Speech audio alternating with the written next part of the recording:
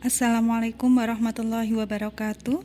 Selamat datang kembali di channel Haryani bersama saya Sapti Mulyani. Pada video ini kita akan membahas aksi nyata topik 9 PPM Semangat Guru tentang kompetensi non-teknis kurikulum merdeka dengan judul Tips untuk Kreativitas dan Inovasi. Sebelumnya, jangan lupa untuk subscribe, like, dan komen untuk video ini.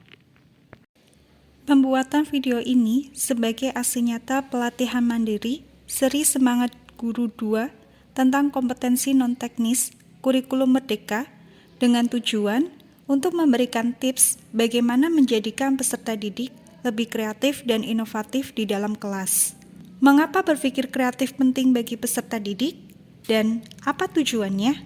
Berpikir kreatif merupakan kompetensi yang penting untuk dimiliki oleh anak, karena peserta didik yang kreatif akan mampu memahami masalah, kefasihan, fleksibilitas, dan kebaruan penyelesaian masalah. Peserta didik memiliki kefasihan dalam menyelesaikan masalah, bila dapat menyelesaikan masalah dengan jawaban bermacam-macam yang benar secara logika.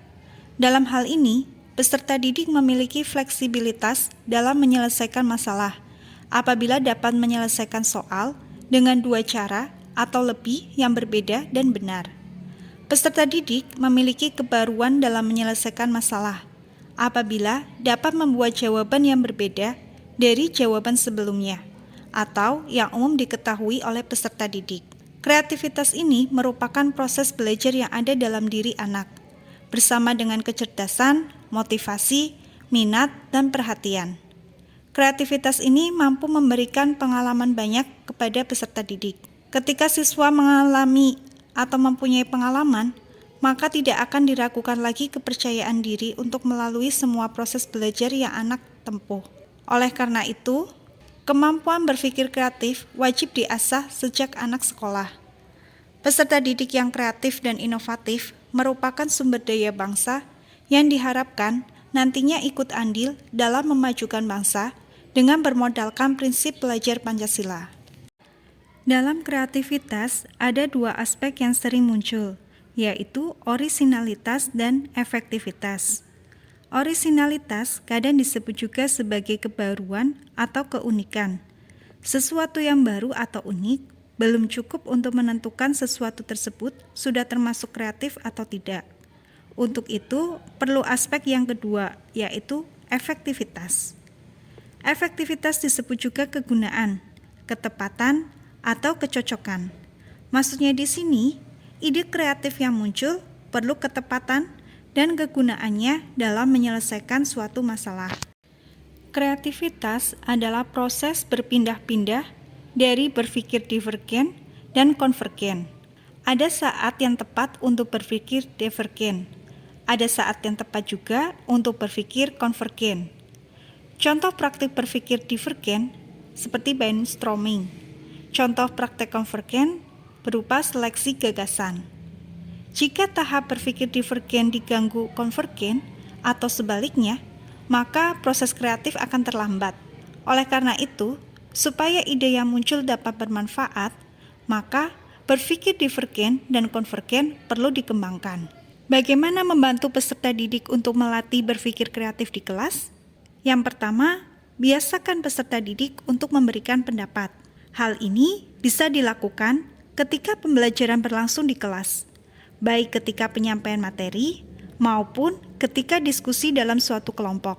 Pengetahuan luas dapat diperoleh tidak hanya dengan banyak membaca buku, melihat video-video yang bermanfaat, tetapi melalui bertukar pendapat atau sharing informasi juga akan memperluas wawasan peserta didik.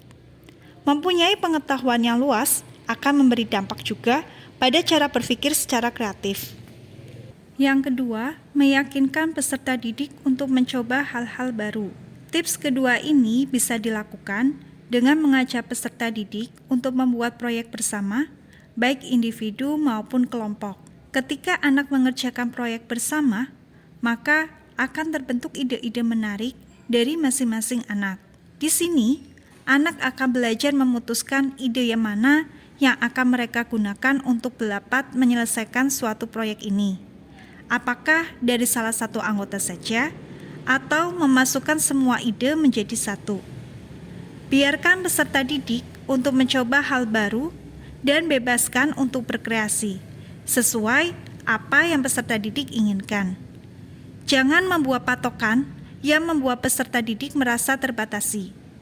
Hal ini akan membantu guru juga untuk melihat perkembangan sosial emosional anak dan juga bagaimana cara dalam penyelesaian masalahnya. Guru cukup memberikan arahan saja.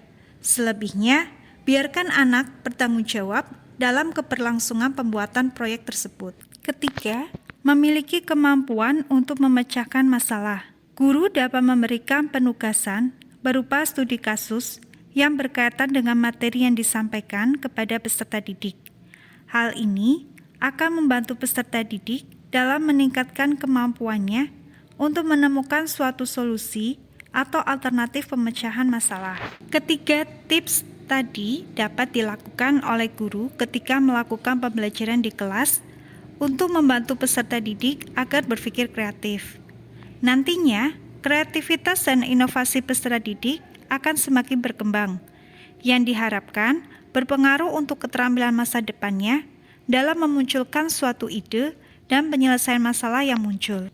Berikut ini contoh kegiatan meningkatkan kreativitas dan inovasi peserta didik yang telah saya lakukan ketika pembelajaran di kelas, khususnya pada mata pelajaran PKK praktek. Peserta didik dalam pembelajaran ini memanfaatkan limbah bekas untuk diolah kembali menjadi sesuatu yang lebih bermanfaat atau mempunyai nilai. Pada gambar pertama, di sini peserta didik memanfaatkan limbah kertas, kemudian dibuat menjadi hiasan dinding berbentuk bunga.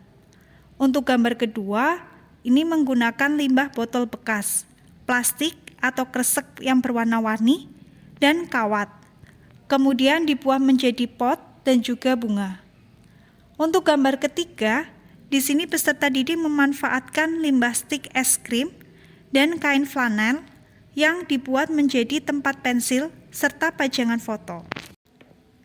Demikian video kali ini. Jangan lupa untuk subscribe, like, dan juga komentarnya.